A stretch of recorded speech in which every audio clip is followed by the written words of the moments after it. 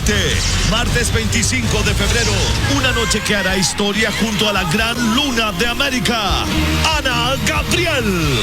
¿Quién como tú?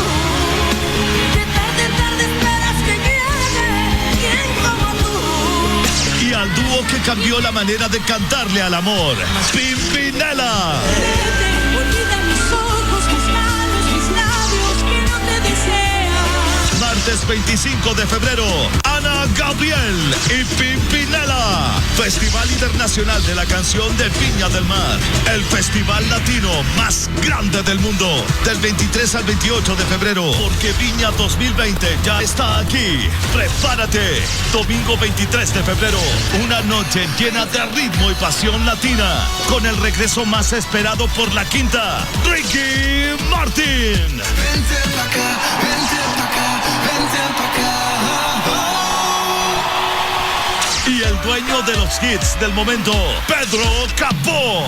Vamos pa' la playa, pa' curarte el alma.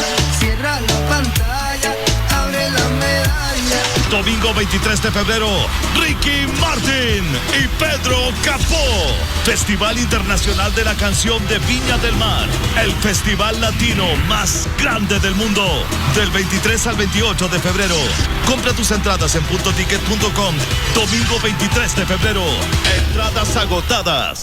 Las raíces históricas de los nazis modernos. ¿Es la ideología de las agrupaciones populistas de la época de Weimar similar a las de las corrientes actuales? El reportaje muestra analogías. En Alemania, la extrema derecha ha alcanzado una base tan amplia como en los años del nacionalsocialismo. Con el AfD en todos los parlamentos alemanes, la derecha ha cobrado gran brío en la República Federal. Los une una ideología populista y en parte racial que se vincula directamente con las ideas de los años 30. Por entonces, las víctimas de las crisis económicas mundiales y de la altísima tasa de desempleo buscaron apoyo en los líderes de derecha. ¿Qué pasaría si mañana estallara una crisis que confunda a la gente? ¿Qué tan estables estaría nuestra democracia y sus logros? Escuche nuestro documental este martes 11 de febrero. Lo puede escuchar a las 2 de la mañana con repetición a las 8 de la tarde, solo por In the Mix Style Radio.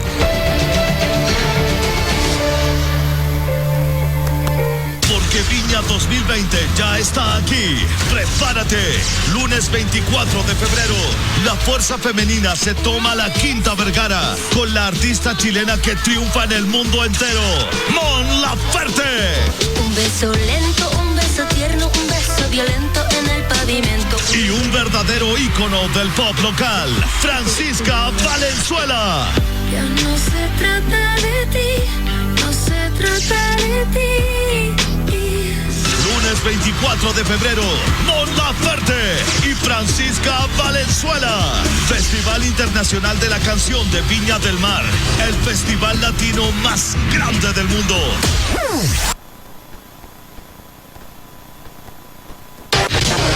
Fin de espacio publicitario. 365 días sonando. Oh, yeah. Con los mejores artistas.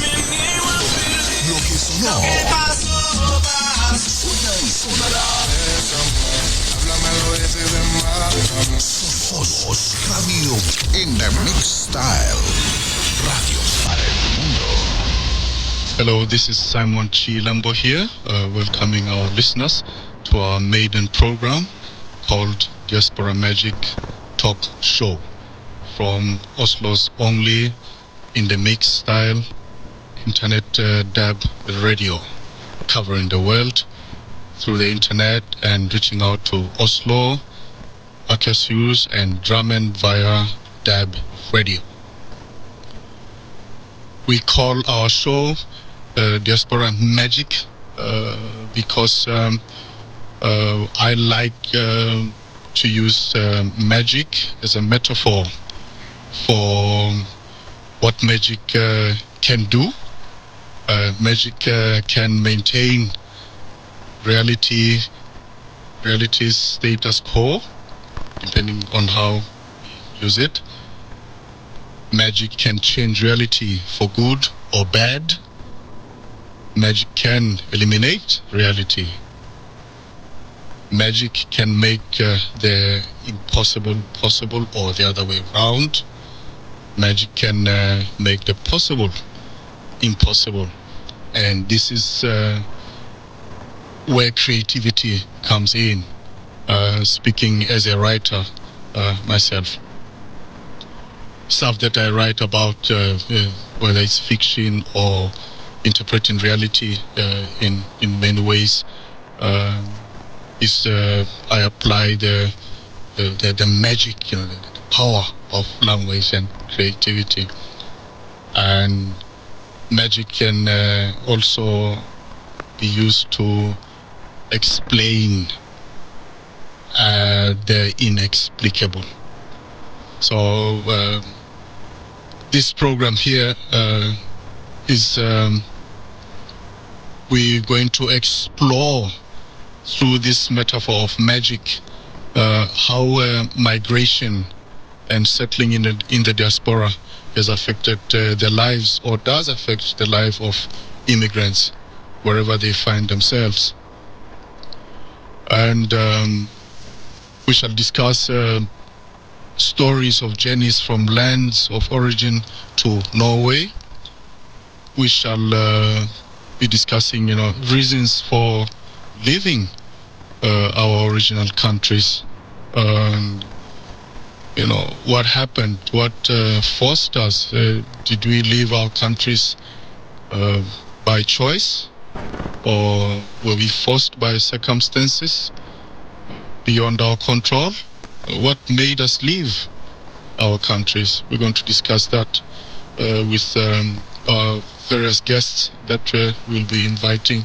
It'll be people from anywhere in the world, and we particularly interested in people of direct, if not indirect, if not direct, but people of African extraction, and we take it from there to reach out to everybody else. I'm an African, so my reality starts with Africa. So, and we come to the diaspora. Some people have ideas of that they would live for certain defined specific periods, and it happens. Either they go back home, or they go other places, or they get stuck in Norway in this case. And we'll discuss the dynamics of all that. What makes us stay in the end. And then we'll play some more, with this magic metaphor with respect to how expectations, how expectations that we have when we leave our countries and end up in the diaspora. We have dreams, we have ambitions, we have hopes of attaining certain goals. How does that work? Do we achieve these goals as we envisage them, or something happens that we fail to achieve these goals, but end up doing other things? When we end up doing these other things, do they make us happy? Do they make us feel real, as real people? Do they affect our personal integrity? Do they live up to our values, things that we believe in as human beings above all? And if we fail dreams, if we fail to end up into ventures, that validate our worth, as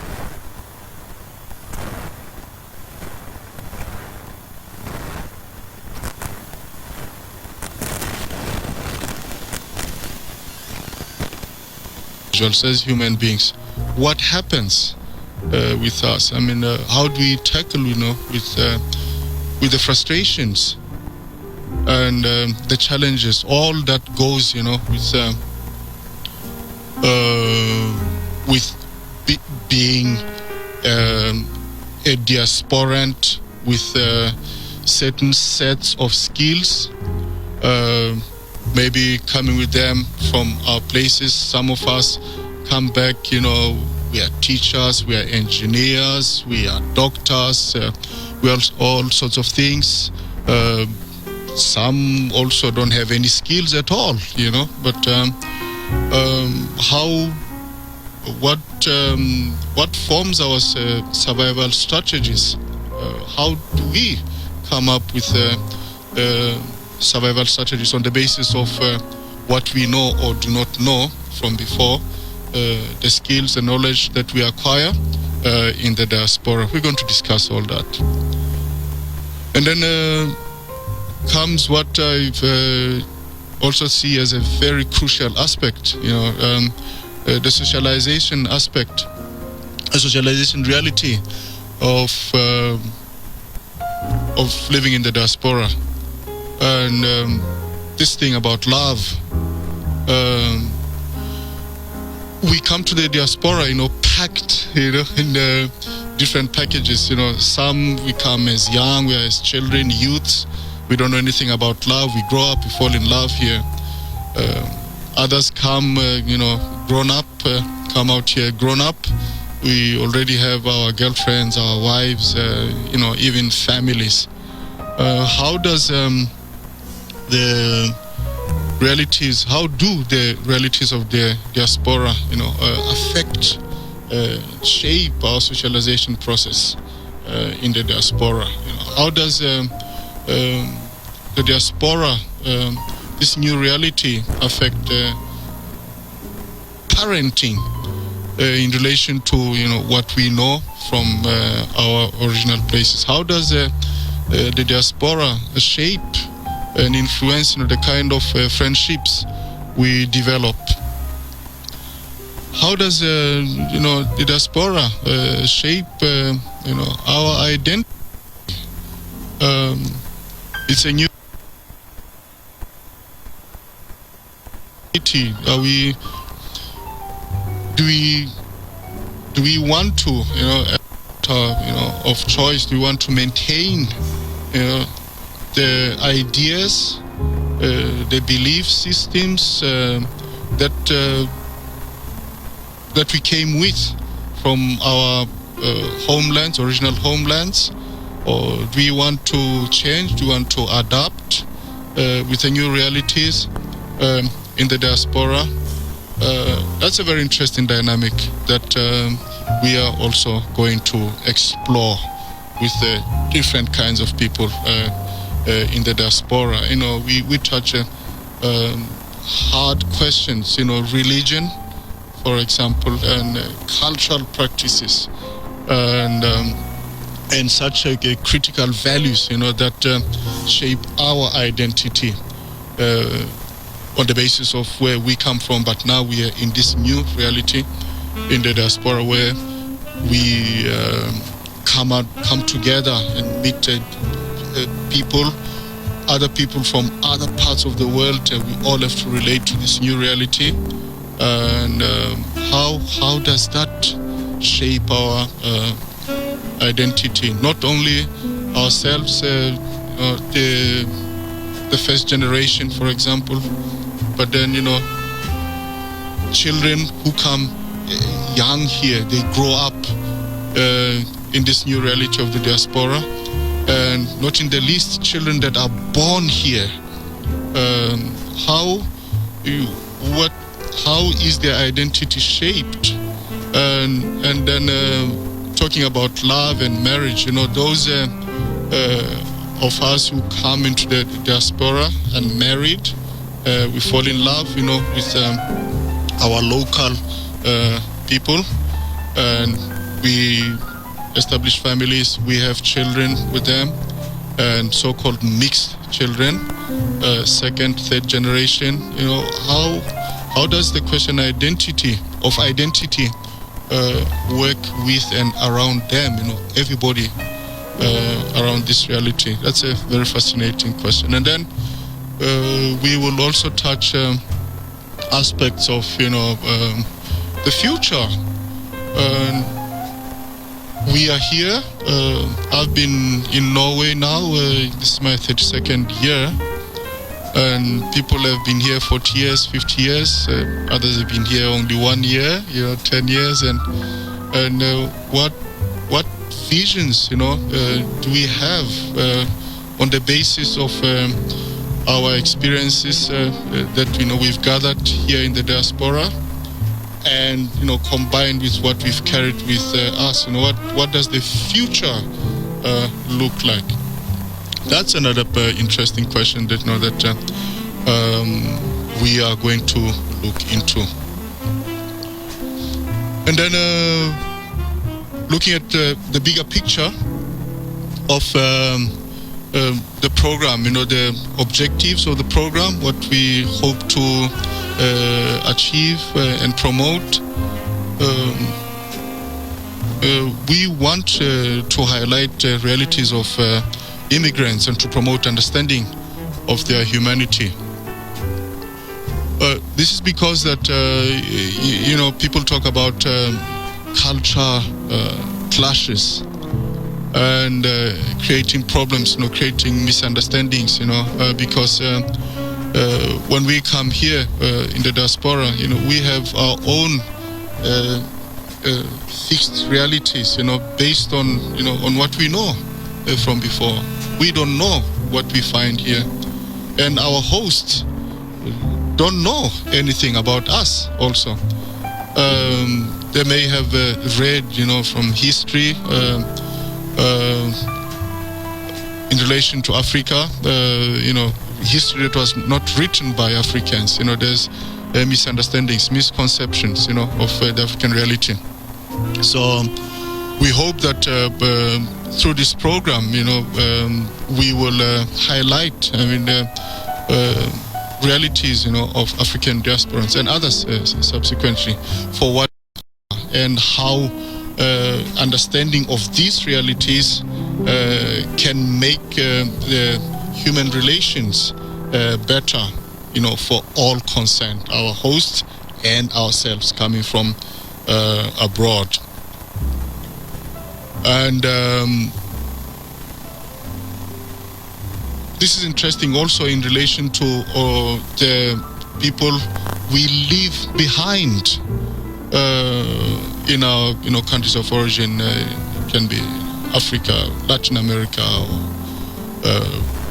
Asia. It doesn't matter.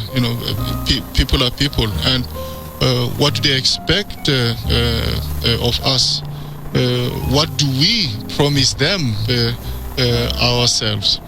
And we hope that through this program we'll be able to educate people, about the realities, of living in the diaspora. It's not a bed of roses. That I can tell everybody that. We have situations, where people continue to risk their lives, walking across the Saharas, walking over the Red Sea, drowning, and because of this powerful magic, of this heavenly life in Europe, and other, Western world countries, the United States, Canada, and also we want to be open, and honest about what it means and what it is like to be out here. Indeed, you do have people who do become very successful, diasporans who become successful here, but it doesn't come easy. But the various people that you're gonna have as guests here will tell their own stories in their own ways, and we hope people will have a better understanding, of that. We want to promote this cross-cultural understanding, promote planetary human solidarity. We are all residents, of this planet Earth, regardless of where we find ourselves, and we in the world, wealthy, poor, sorry, wealthy, poor, powerful, weak, but we are all citizens of this world. We deserve acknowledgement, of our humanity for what it's worth. We want to promote that. We want to educate one another with each our unique personal experiences. I've already highlighted that. We want to promote this planetary love, this compassion. The world today, is a very challenging place to be. Politics of the world today don't seem to favor, the essence of being human, the essence of sharing love, compassion, across the world, across the planet. We want to promote awareness and of need to protect our planet Earth from total environmental destruction. There's many theories, there's many standpoints with regard to the global warming question, but it is there, So, what stand do we take? How do we relate to that? When we are in the diaspora, in the Western world, like in Norway,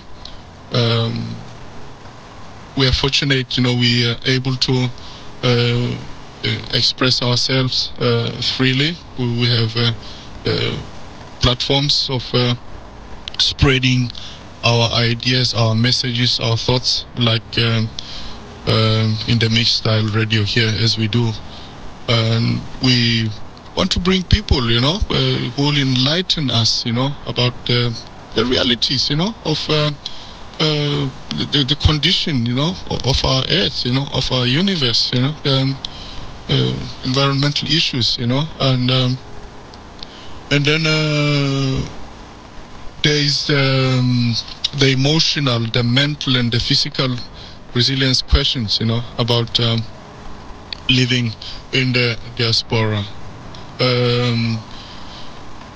On this, on the surface, when we look at people living in the diaspora,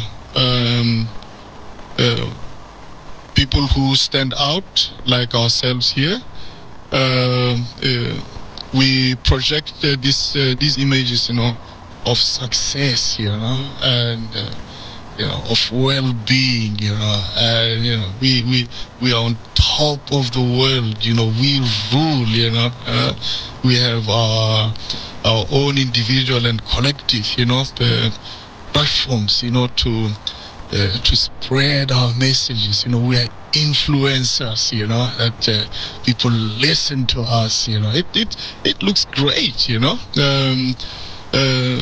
people who don't know what it takes to be at this level and sustain, the momentum, and taking care, of mental, emotional, physical health, so we are strong, every day, and so we can do our work, so we can prove, to skeptics, that we also are as human as anybody else. We want the same things. We want love. We want basic human needs. We deserve to be respected. Irrespective of our skin colors or our origins. But what gives us this energy? What keeps us going? Those are things that we're going to discuss. Different strategies from person to person. Do we pray? Do we meditate? Do we train? The health and wellness aspect of it. How do we stay healthy and strong? so we can, spread the message, so we can realize our dreams and here and back home and contribute to the well-being and the progress of humanity. How do we do that? What are our individual strategies? Those are things that we're going to discuss here. And then we want to promote and inspire hope as a concept and a powerhouse for reasons for living. In the last 3 months, at least December, I was touched by a series of events, surrounding one aspect, and that is suicide. And my uncle's youngest son in South Africa committed suicide in the beginning of December. And then and Christmas time, Christmas Day, well-known author, creative person, artist in Norway committed suicide too. And then sons of friends that I've met on Facebook also committed suicide in South Africa around that time. And so this can touch me very much. And so it kept me thinking a lot, about my life in the diaspora here, its challenges, where I come from, and I know that hope, as a concept, hope is gives me a reason to live, because hope feeds my dreams. I dream because I hope, and I keep hoping because my dreams, my visions, keep giving me ideas, that my subconscious, works with all the time, and therefore I keep, I keep hoping and I keep dreaming. As long as that happens, I can live. And then, there is faith. Faith then gives me energy, energizes. Faith activates, the drive towards realizing, my dreams, reaching out for my hopes. So hope and faith, those are interesting dynamics that we are also going to discuss here, because I believe personally that as soon as we cease to have hope and faith, faith being that energy, house that drives, realization of our goals, our dreams. As soon as we lose those, then life is not worth living, and then we would rather die, and people commit suicide. On that, those are issues that we would like to discuss here. With people also coming back into that question of resilience. And then hope and faith sit on the foundation of love, and the foundation, the greatest love being that the love of the self.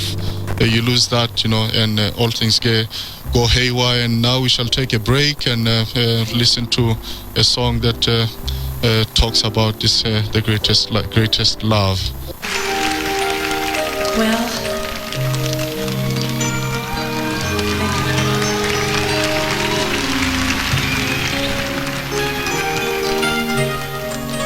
I have enjoyed being with you tonight. Thank you for coming by and saying hi to Whitney. Thank you so much.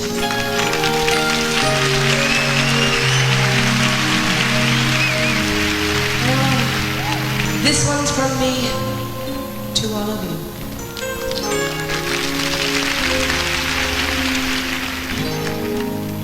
I believe the children are our future. Teach them well and let them lead the way. Show them all the beauty they possess inside. Give them a sense of pride to make it easier.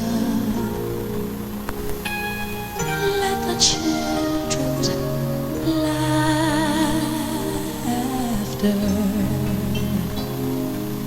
remind us how we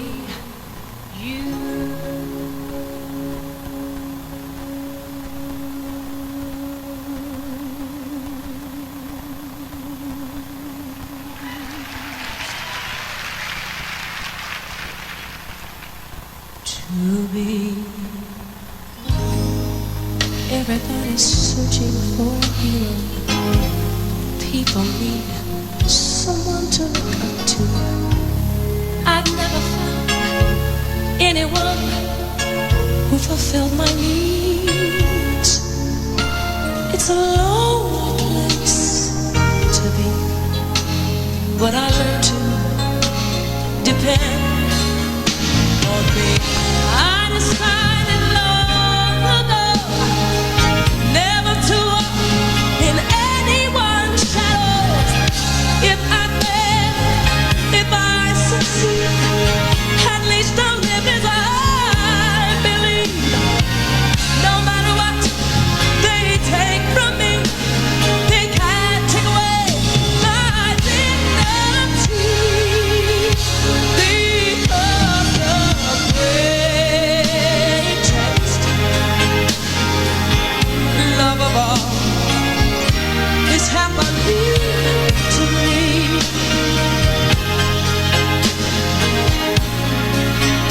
I found the greatest love of all inside of me. The greatest love of all. It isn't easy to achieve.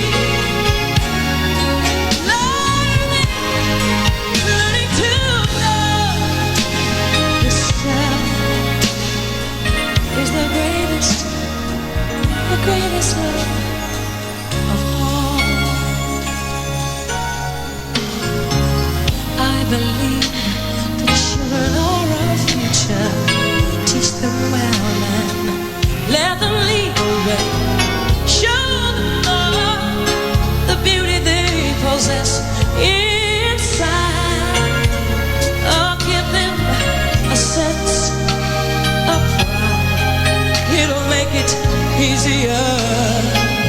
Let the children's laughter, let their laughter remind us how we used to be. I'm sorry, long ago, never to walk in anyone's shadows. If I fail, if I succeed, at least I live and I believe. No matter what they take from me, they can't take away my dignity.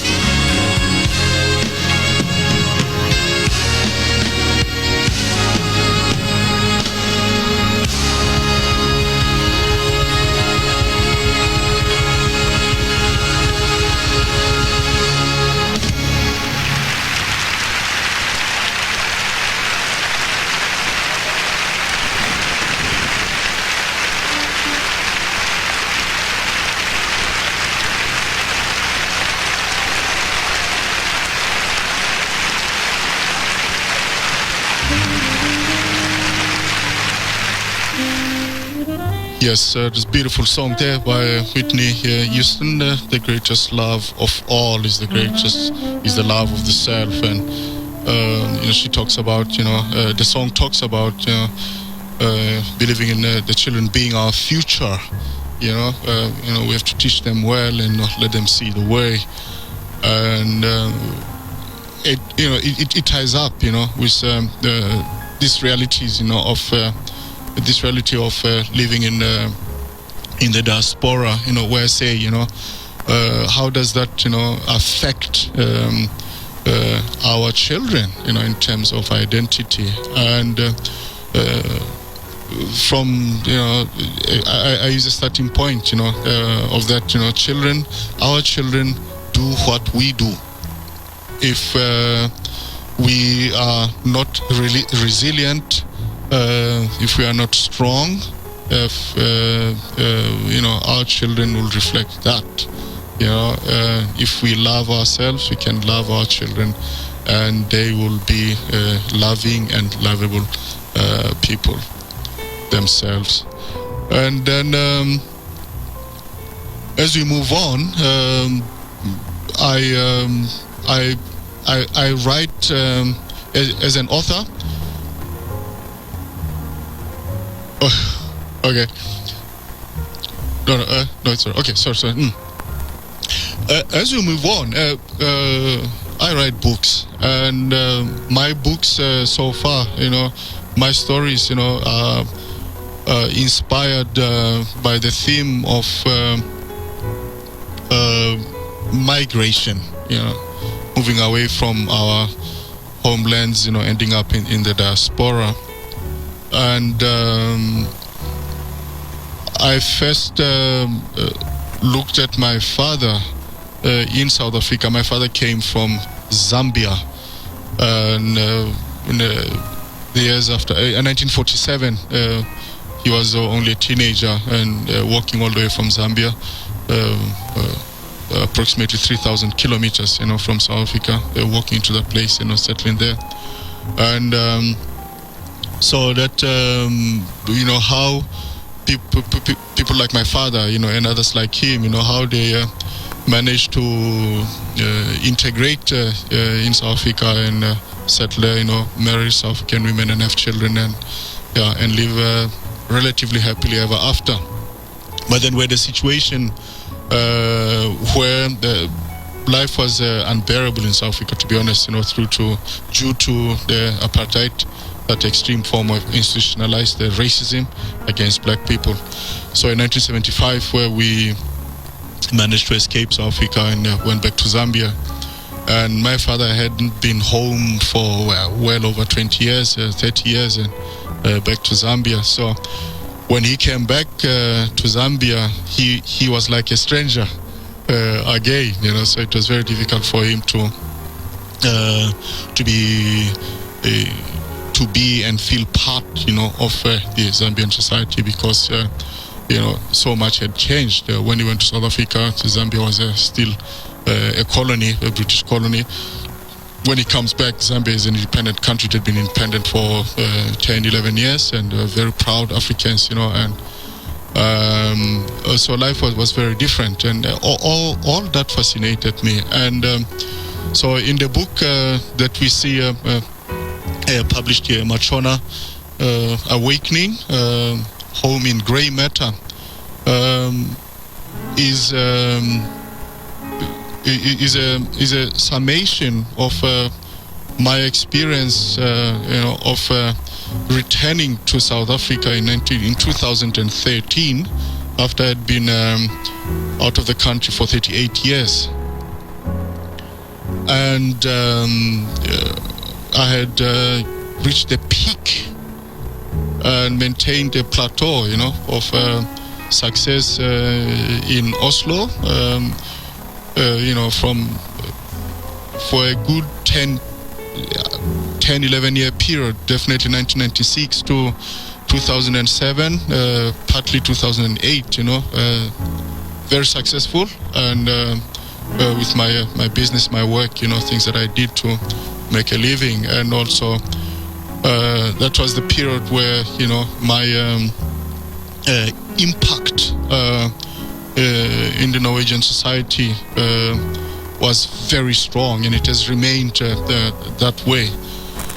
So, but then things went wrong as a result, arising from the global finance crisis, in 2008, I got a knock and that I was never able to recover from. In 2013, I was so tired, I closed shop, and decided to go back home to mother, so I could rest, gather myself and recharge, so I can get my resilience back. And I thought that it would take me at the most 1 year. It became 5 years, and that's the good thing that came out of that. The time when I went to Africa, I was basically sick, with depression. It lasted 2 years, and when I came out of that depression in August 2015, when I understood, that the man is back, and then the inspiration to write books just came, and then I sat down and started to work on this Machona theme. So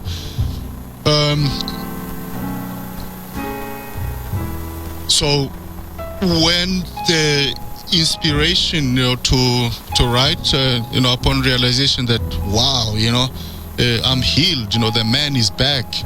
That was that moment when I realized, wow, an author is born. I had been dreaming of writing books since my early teens, and certainly aged 15, and I even wrote my first poem when I was 15 in 1975.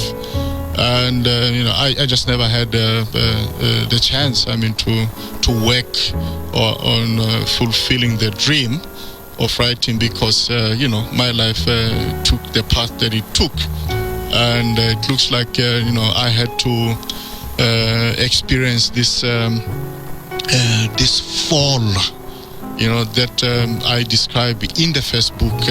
The first book being called When the Mighty Fall. How I fell from that success I talked about, from 1996 to 2007, 2008, thereabout, so how I fell from that, great time, that glory, so the first book covers the life, between 1988 and 2013. So then,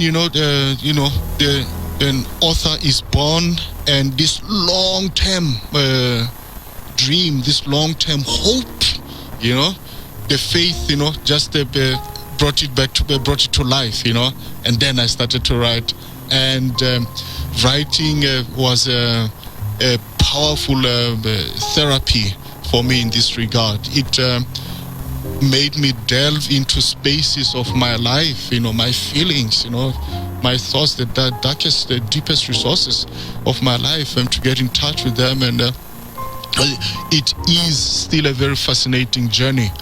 And I know myself better. I know who I am. I know where I come from. I know where I am coming from. I understand my parents better. Where they come from themselves. I understand my people better. And, so when I understand myself better, then I reflect about, a lot of things. The question of about writing, is it difficult to be a writer? Is it difficult to be an author? Everything is relative. I think it's about opportunity. Everybody has a story to tell, and it's just depends on the inclination. If people tell stories in their own different ways, depending on their talents and their inclination, their preferences. For me, writing has always been the most natural thing. So for me, writing is a walk in the park. Although that walking in the park has a very powerful effect, in slowing my world, my life down, so I can go deep into myself by way of reflection, by way of meditation, and understanding myself and my world better. I describe myself, as a lover of humanity. I have become an even greater lover of humanity since I started writing books, because I understand more and better what it is to be human. So then, feeding this, a writer is born, and this inspiration to write, going deep into myself and understanding my nature, my humanity, and also global phenomena of humanity, planetary phenomena of humanity. There's I get inspired by I see things, I hear things, and what happens to me is that I have this ability to create a scenario in my head that I know fire me up, in terms of feeding this creativity.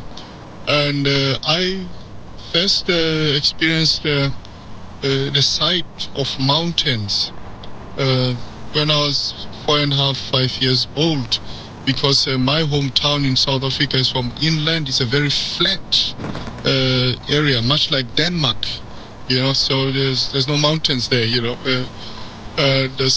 but suddenly when I opened my eyes, there's these mountains, and when you go deep in the mountains, and children, and we used to shout and sing, and you hear birds, the echoes, of the mountains. That's it. It's those sounds, the sights and sounds of mountains have made a lasting impression in my head when I meditate, when I pray, when I'm in deep thoughts. It's like I get transferred to mountainous regions. And when I see mountains, of the Himalayas. Anyway, it doesn't matter. At the weekend, I was out, in the mountains, out on the outskirts of Oslo, and I felt at home, and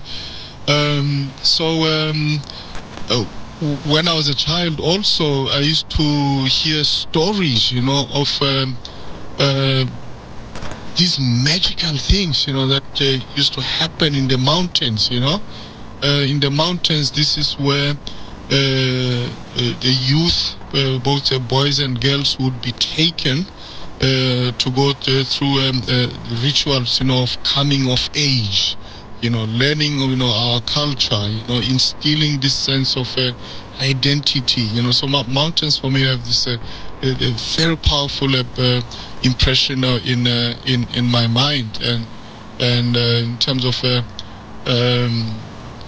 charging up my creativity when I'm happy, which is most of the time.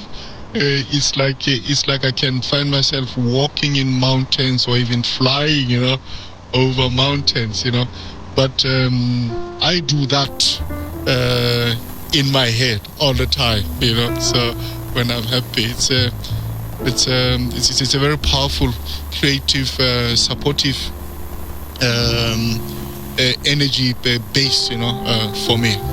Oh, now we're going to talk about energy and, the upbeat feel that, we get right now, and I'd like to share a very beautiful, song, because I love music too, and here it comes. I mean, how many Rolexes do I own now?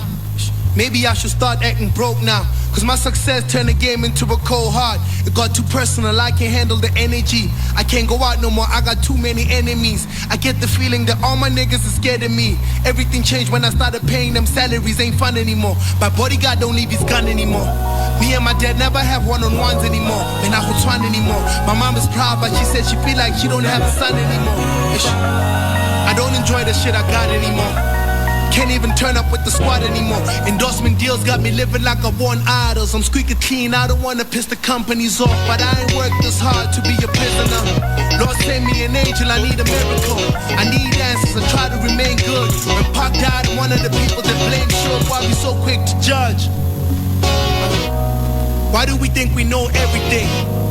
Why am I so scared of the wedding ring? Why do I drink this Hennessy like it's medicine? I mean, it's pretty clear my success for fans, niggas. Y'all really try to catch up, I command niggas.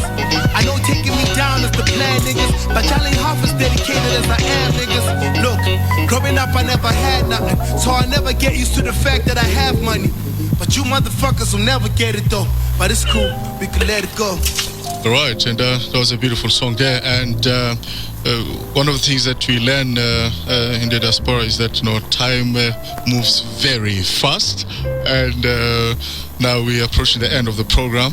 And thank you very much for listening in. But before we part our ways, I would like to inform you that my books are available on Amazon. Amazon.com, also the specific zones, Amazon UK.uk and other parts of the world, but Amazon.com is there. Just search Simon Chilembo, and then the 6 books will appear. If you are in Oslo, you can also order the books, directly through me. If you go to my blog, Simon, we take it again. My blog is chilembowarriormoves.com or simply chilembo.com. There's a page on my books there. And so if you're in Oslo, then you can order that directly through me, and I'll leave in a sign, that and we are a very integrative program, and we would like to invite questions, suggestions, and we'd like to hear your opinions and critiques, expectations, of what you'd like to hear us speak about, and it's we want to have a dialogue with you listeners out there, so this is not a one-man show. It's a one-man show to the extent that I'm here doing the presentation, but I'm here to serve you. So we'd like to hear very much from yourselves. You can email me on simon@chilembo.com, simon@chilembo.com. Otherwise, I'm telephone number, Norwegian code 0047 92 52 50 32. 0047 92 52 50 32. That's also a WhatsApp number. And I would like to thank you very much for listening in. It's been a great pleasure and joy. I feel the warmth and the love from the audience out there. Thank you very much. I hope we can all grow together. We give each other strength, and support, and the love for humanity that we share. And we are on the air, on the lines, every Wednesday, 6 to 7 in the mixed style, internet radio and DAB radio. And thank you very much. Looking forward to hearing from you, and then see you next week, Wednesday, 6 to 7. Thank you very much. Goodbye. Love you.